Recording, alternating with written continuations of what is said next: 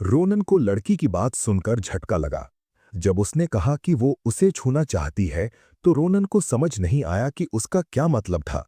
Ronan ने शर्मिंदगी भरे अंदाज में सोचा कि शायद वो उसके शरीर को छूना चाहती है। उसने लड़की से कहा कि वो कोई शर्मनाक काम न करे।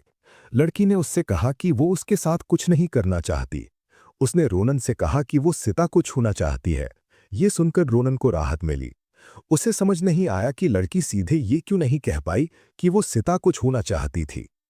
उसने लड़की से कहा कि सिता हमेशा उसके साथ रहती है।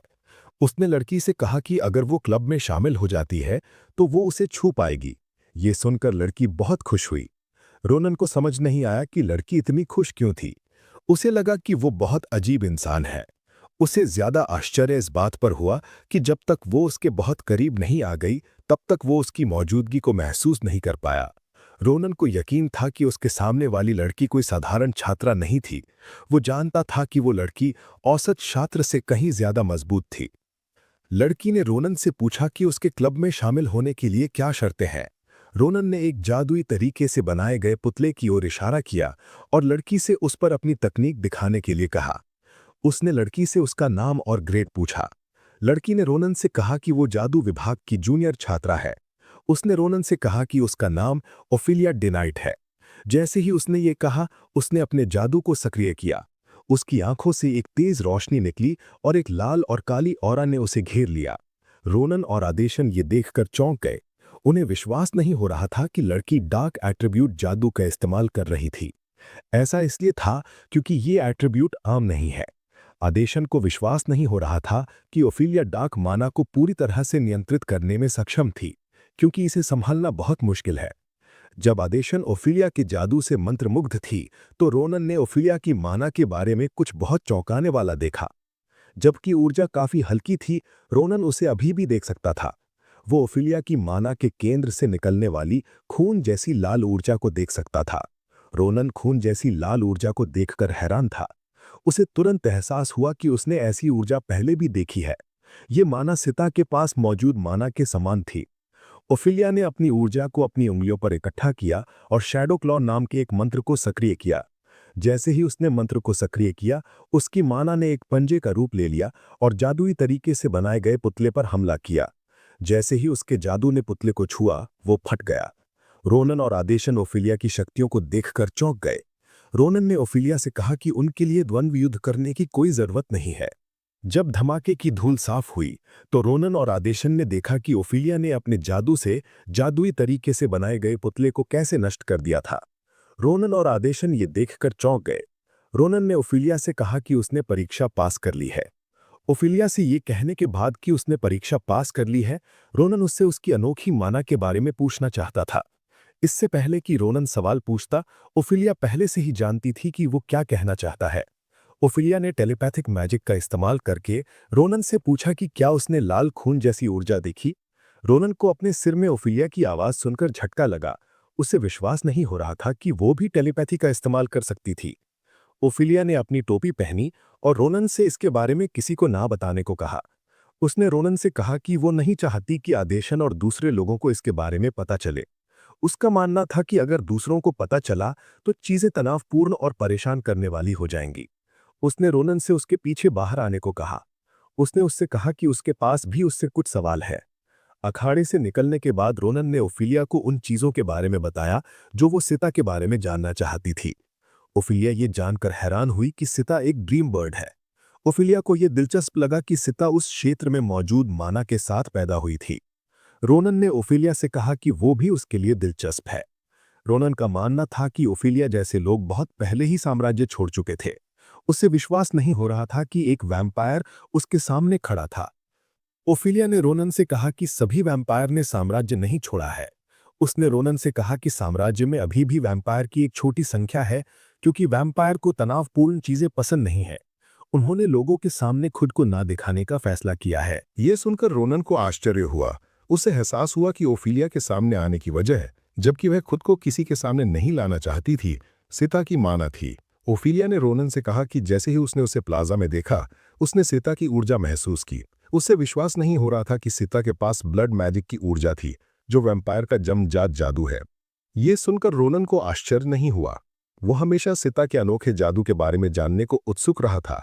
उसे ये सही लगा कि सीता वैम्पायर की क्षमताओं का इस्तेमाल करने में सक्षम थी। उसने ओफिलिया से कहा कि पैदा होने के बाद सीता ने सबसे पहला काम खून सोखना किया था।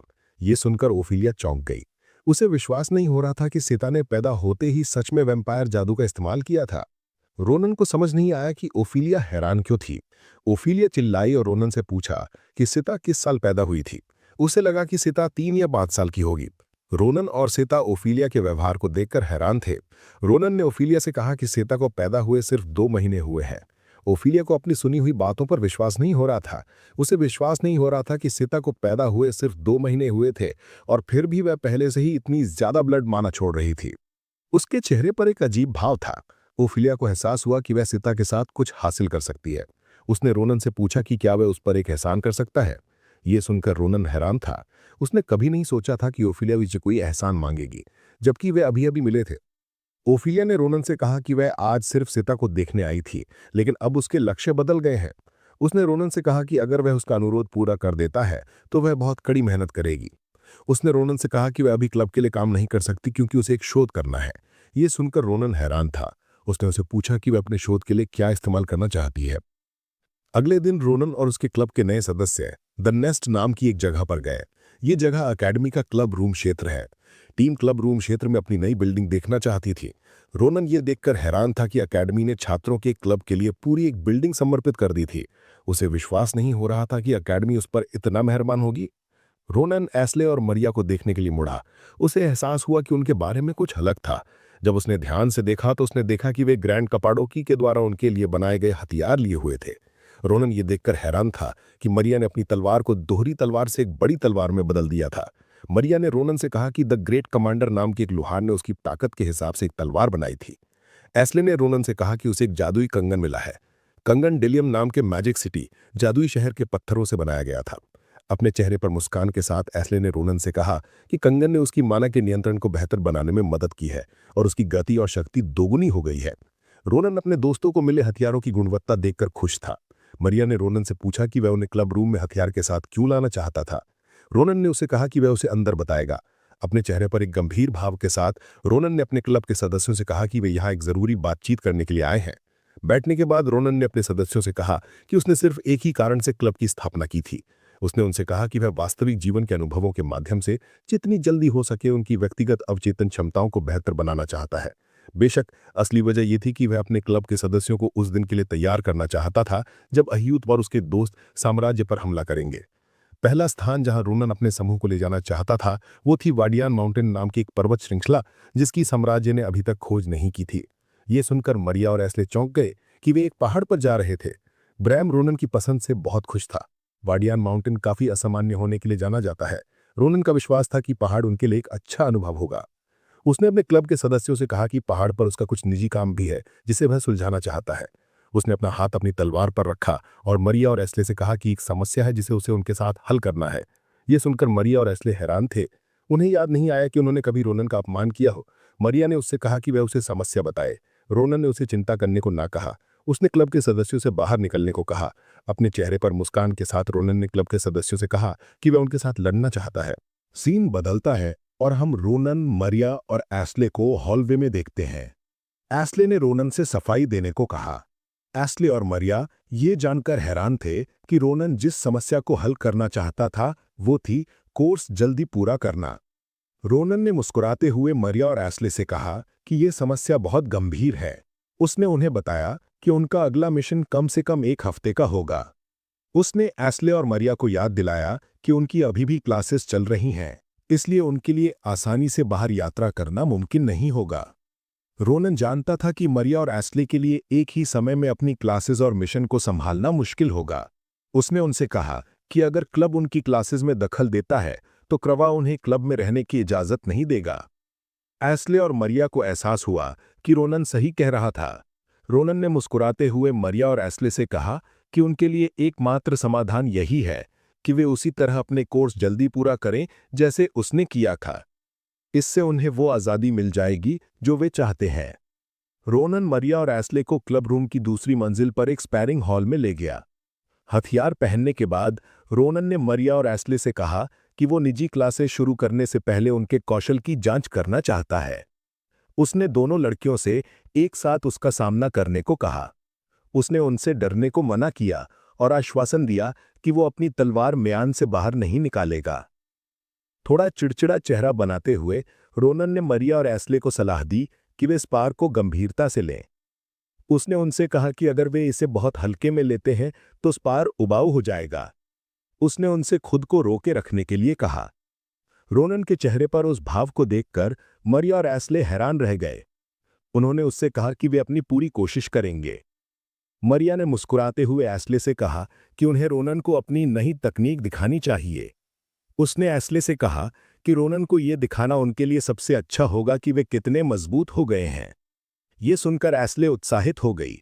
उसने अपने जादू को सक्रिय किया और मरिया से कहा कि वो अपनी पूरी कोशिश करेगी। मरिया ने अपनी तलवार को ऑरा से ढक लिया और अपनी जगह पर आ गई। उसने अपनी तलवार उठाई और उसे जमीन पर दे मारा। इससे हवा में बहुत धूल उड़ गई। रोनन ये देखकर हैरान था कि मरिया ने क्या किया था। उसने मरिया से कहा कि उसमें बहुत ताकत है, लेकिन उसे समझ नहीं आया कि उसने अपनी तलवार को जमीन पर क्यों मारा। जब धूल साफ हुई तो रोनन ने एस्ले को टूटी हुई चट्टानों को अपने जादू से नियंत्रित करते हुए देखा। एस्ले ने मरिया से कहा कि वो लड़ने के लिए तैयार है। उसने तुरंत टूटी हुई चट्टानों से रोनन पर हमला किया। ये देखकर रोनन बहुत प्रभावित हुआ। उसे विश्वास नहीं हो रहा था कि एस्ले इतने कम समय में इतने उच्च स्तर के टेलीकिनेसिस का इस्तेमाल करने में सक्षम हो गई थी। बेशक रोनन आसानी से चट्टानों से बच गया।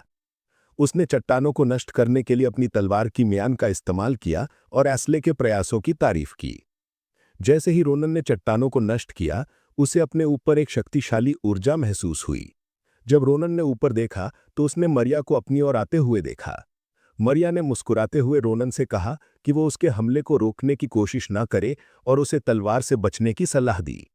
जैसे ही मरिया की तलवार उसके पास आई, रोनन ध्यान से कूदकर हमले से बच गया।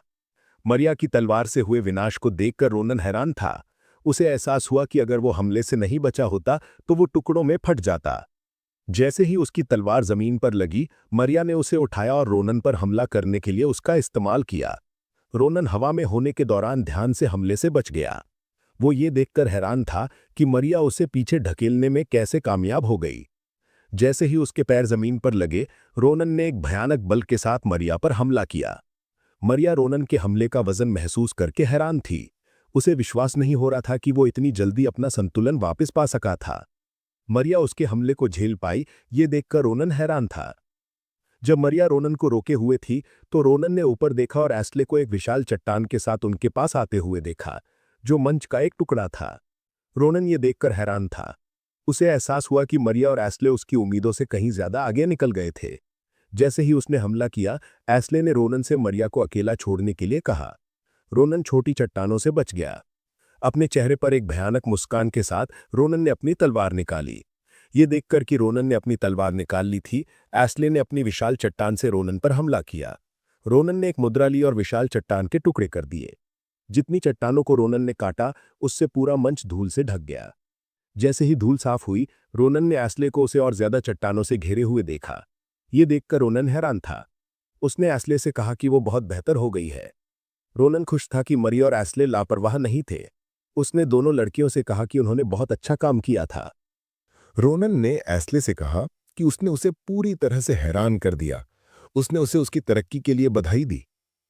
एस्ले ने रोनन को उसकी तारीफ के लिए धन्यवाद दिया। उसने रोनन से पूछा कि क्या उनका टेस्ट खत्म हो गया है। रोनन ने मुस्कुराते हुए कहा कि हाँ, टेस्ट खत्म हो गया है। उसने लड़कियों से कहा कि विशेष प्रशिक्षण 2 हफ्तों के भीतर पूरा हो जाना चाहिए। ये सुनकर मरिया और एस्ले को राहत मिली। तभी रोनन ने एक डरावना चेहरा बनाया और लड़कियों से कहा कि विशेष प्रशिक्षण अभी शुरू होगा। ये सुनकर मरिया और एस्ले चौंक गईं। मरिया ने रोनन से कहा कि उन्होंने अभी-अभी तो स्पार खत्म किया है। रोनन ने उनसे कहा कि इससे कोई फर्क नहीं पड़ता। उसने अपनी तलवार उठाई और उन्हें उससे दौड़ाना शुरू कर दिया। अपने चेहरे पर एक भयानक भाव के साथ रोनन ने अपनी तलवार का इस्तेमाल करके लड़कियों का पीछा किया और उन पर हमला किया। मरिया और एस्ले ने उस दिन किसी के आने और उन्हें बचाने के लिए प्रार्थना की। उस दिन से एस्ले और मरिया ने कम सोने की कीमत पर भी विशेष प्रशिक्षण के लिए खुद को समर्पित कर दिया। 2 हफ्ते बाद हम रोनन को क्रावा के ऑफिस में देखते हैं। रोनन ने क्रावा की मेज पर एक कागज रखा जिसमें उसके सभी साथियों के कोर्स थे। ये सुनकर क्रावा हैरान था कि रोनन के सभी साथियों ने अपने सभी कोर्स पूरे कर लिए थे। रोनन ने मुस्कुराते हुए क्रावा से कहा कि उसके साथियों ने ज्यादातर कोर्स पूरे कर लिए हैं। जब रोनन मुस्कुरा रहा था तो हम एस्ले और मरिया को प्रशिक्षण से थका हुआ देखते हैं।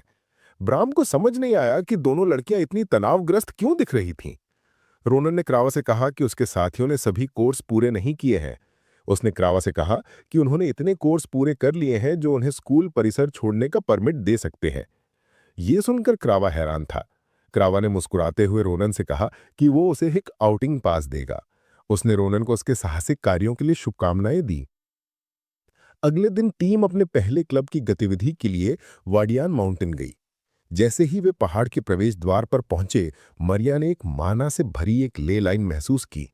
ये देखकर मरिया चौंक गई। उसे विश्वास नहीं हो रहा था कि वे पहाड़ के प्रवेश द्वार पर होने के बावजूद माना इतनी शुद्ध थी। ब्राम ने मरिया की तारीफ की कि वो आते ही माना को महसूस करने में कामयाब रही। उसने रोनन से उनके अगले कदम के बारे में पूछा। उसने रोनन से कहा कि वे अभी भी पहाड़ के केंद्र से बहुत दूर हैं। उसने ब्राम से कहा कि जब वे केंद्र पर पहुंचेंगे तो वो उन्हें बताएगा कि वे क्या करने आए हैं। रोनन ने अपने साथियों से कहा कि पहाड़ में कुछ ऐसा है जिसे वो ढूंढना चाहता है। सीन बदलता है और हम पहाड़ में एक मंदिर में पहुंचते हैं। मंदिर के केंद्र में हम एक एल्फ को खड़ा देखते हैं। अपनी कानों का इस्तेमाल करके एल्फ रोनन और उसके समूह की गतिविधियों को महसूस कर पाया। पहाड़ में इंसानों के आने की आवाज सुनकर एल्फ हैरान था। उसने रोनन और उसके दोस्तों का खुद स्वागत करने का फैसला किया। दोस्तों, हम अपने वीडियो के अंत में आ गए हैं। अगर आप लोग इस वीडियो का अगला भाग चाहते हैं तो हमें कमेंट सेक्शन में बताएं।